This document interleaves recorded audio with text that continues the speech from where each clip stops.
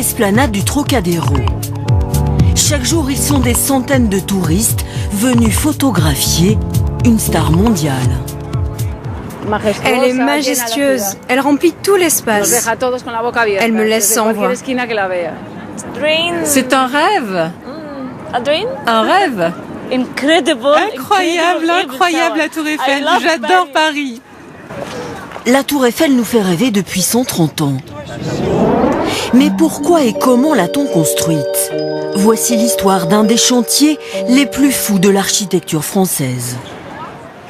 1887, la capitale s'apprête à accueillir l'exposition universelle, la vitrine du progrès technique.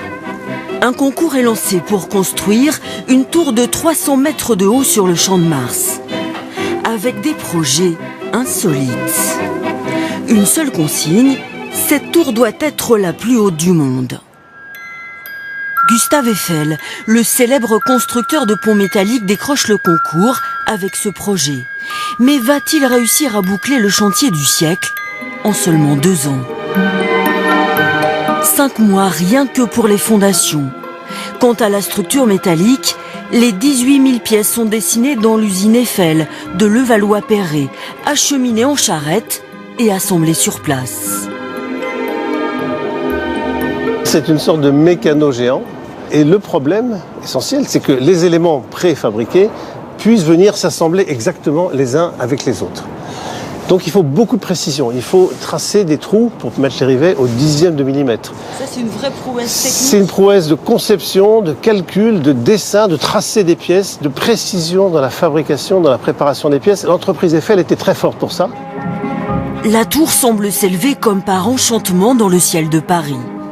Au 2e étage, les ouvriers travaillent à une hauteur vertigineuse, perchés à 195 mètres de haut, 10 heures par jour sur de simples planches de bois et parfois les pieds dans le vide.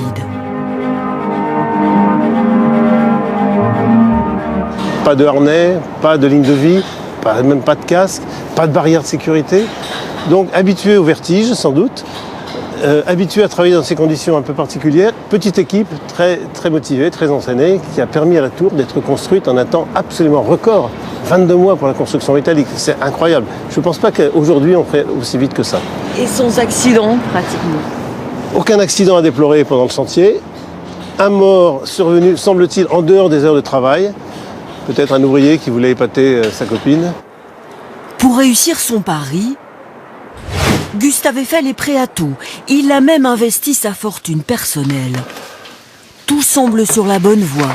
Mais 3 mois avant l'ouverture de l'exposition, les ouvriers se mettent en grève. Gustave joue son va-tout. Il a fait une espèce de pression en disant ceux qui ne veulent pas reprendre le travail,